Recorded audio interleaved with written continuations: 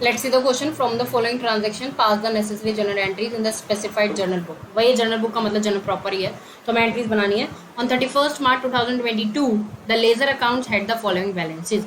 Pass the journal entry for the opening the books for the year 2020. तो हमें इसमें opening entries बनानी है ना.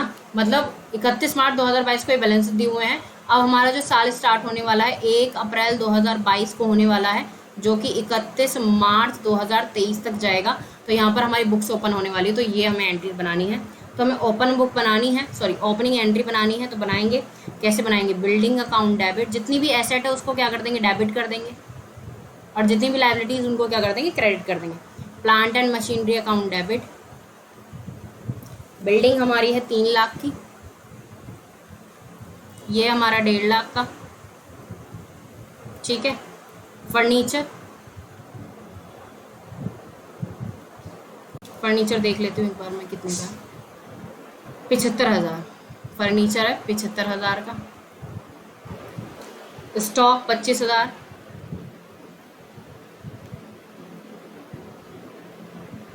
ठीक है. इन्वेस्टमेंट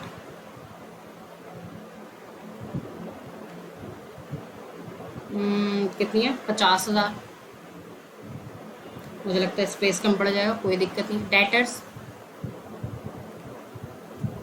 कितने? 22,000. और कैश एंड बैंक 10,800. ठीक है. उसके बाद टू कैपिटल कितना? 5,22,000. 5,20,000 बच्चे, 5,20,000.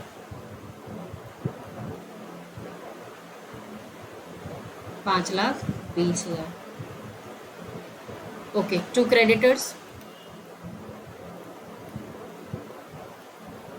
17,500. टू और क्या दिया हुआ? जर्नलिज्म 72,700. 72,700. और टू आउटस्टैंडिंग सैलरीज कितना दिया हुआ है? 23,600. ठीक है. तो ये हम लेकर आए हैं, और आप देख लीजिएगा इनका टोटल जो है वो सेम होना चाहिए, क्योंकि देखो लास्ट ईयर की बैलेंस शीट से ही चीज़ें आई होंगी, और बैलेंस शीट तो जो क्या होती है? इक्वल होती है. तो एक बार आप भी देख लेना कि आपने सारी चीज़ें सही लिखी हैं, और आपका टोटल जो है वो इक्वल मैच होना चाहिए. यहाँ पर स्टॉक जो है वो 25,500 का है, तो यहाँ पर मैंने गड़बड़ कर दी है. 25,500 की, 500 की गड़बड़ आ रही थी. 25,500. ठीक है. आप भी ध्यान से देख लेना. और क्या है? हाँ, इन्वेस्टमेंट 50, डेटर्स 22,500. अच्छा, डेटर्स भी यहाँ पर 22 लिख दिए हैं मैंने.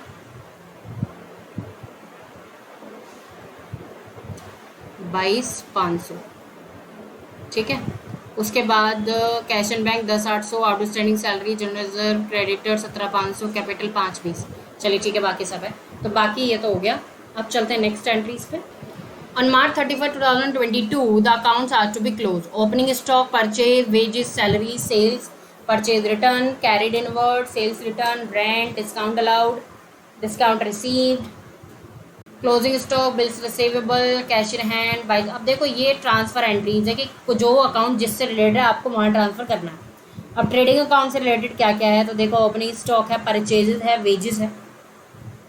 वेजेस हमारा डायरेक्ट एक्सपेंस होता है, तो ट्रेडिंग में चला जाता है. परचेज रिटर्न है, सेल्स है, कैरिज इनवर्ड है, सेल्स रिटर्न है.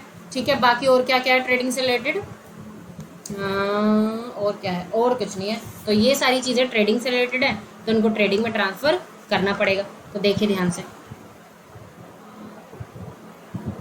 तो फर्स्ट थी हमारी ओपनिंग एंट्री, दूसरी हमारी ट्रांसफर एंट्री. तो ट्रेडिंग अकाउंट डेबिट, क्योंकि परचेज खर्चा है तो ट्रेडिंग की किस में आएगा? डेबिट साइड में आएगा, इसलिए ट्रेडिंग अकाउंट को डेबिट करेंगे. To opening stock, to purchases account,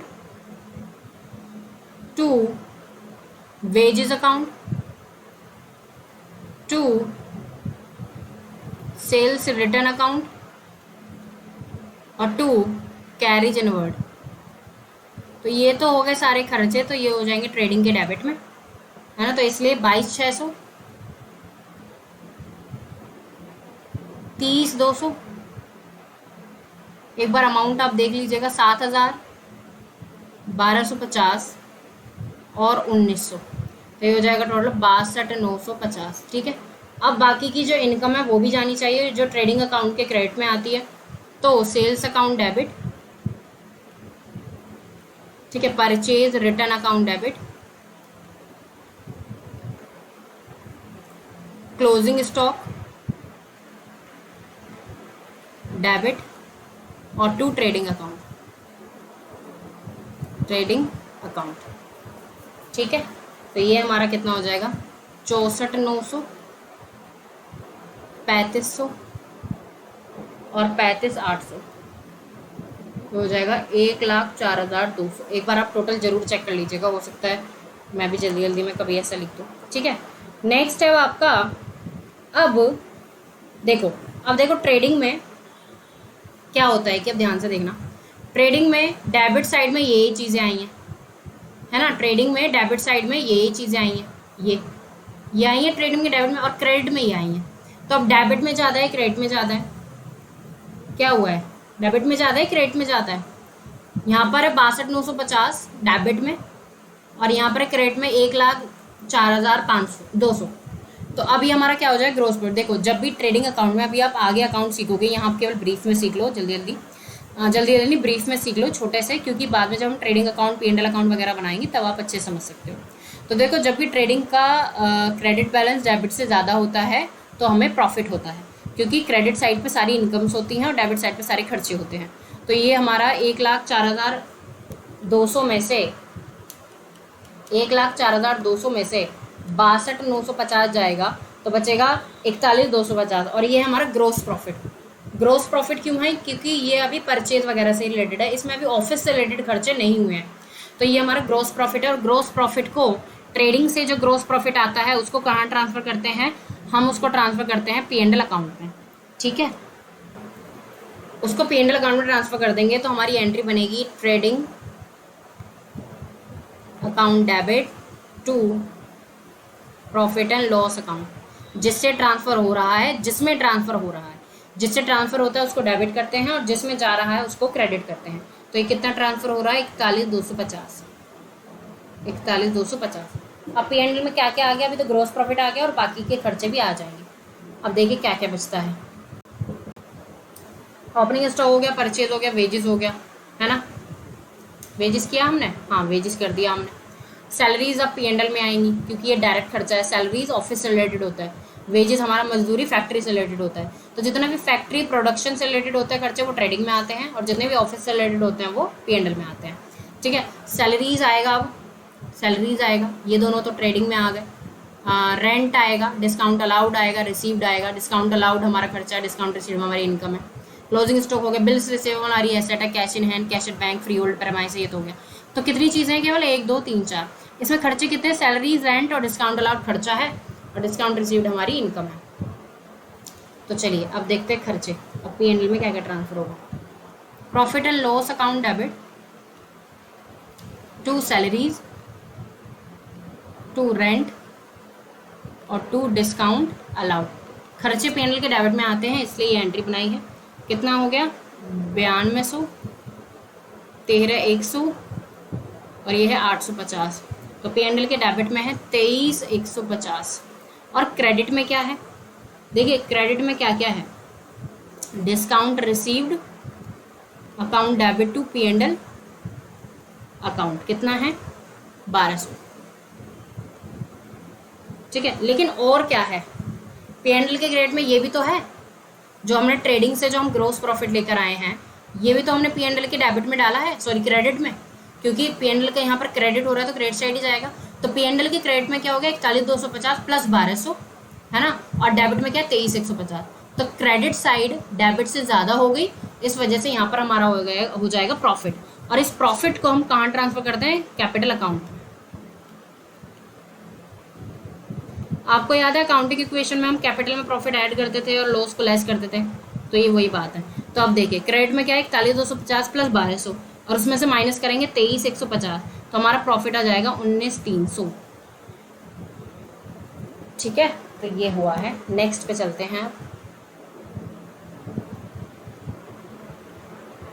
अब बाकी की ये bills receivable, cash in hand, cash at bank हम नहीं बनाएंगे, क्योंकि ये तो हम ओपनिंग एंट्रीज में लेंगे और इसको हम डायरेक्ट बैलेंस शीट में ट्रांसफर कर देते हैं। इनकी कोई ट्रांसफर एंट्री नहीं बनती है, इसको हम डायरेक्ट कहाँ कर देते हैं, बैलेंस शीट में डाल देते हैं।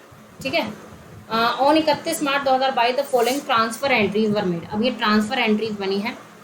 तो Santosh drawing 3,000 to purchase account, drawings हैं परचेज अकाउंट से 3,000, तो हमारी एंट्री क्या बनती है, यहीं पर बना दूं मैं इसको ए, यहाँ पर एंट्री बन जाएगी ड्राइंग्स डेबिट टू परचेज, मतलब एक अकाउंट से दूसरे अकाउंट में ट्रांसफर हो रहा है। परचेज अकाउंट में ड्राइंग्स में जा रहा है कितना, 3,000। ठीक है। B sales return 64 to sales. ठीक है, सेल्स रिटर्न है तो sales account debit to sales return account, sales return से सेल्स में हम ट्रांसफर कर रहे हैं। ग्रोस प्रॉफिट 64,800, ग्रोस प्रॉफिट होता है तो जो ग्रोस प्रॉफिट होता है ट्रेडिंग में, तो ट्रेडिंग से जा रहा है पीएनएल में, पीएनएल में 34,800। तो ये है हमारी ट्रांसफर एंट्रीज, एक अकाउंट से दूसरे अकाउंट में जाना। नेक्स्ट है following adjustment entry has to pass 31 March 2022। ठीक है, चलिए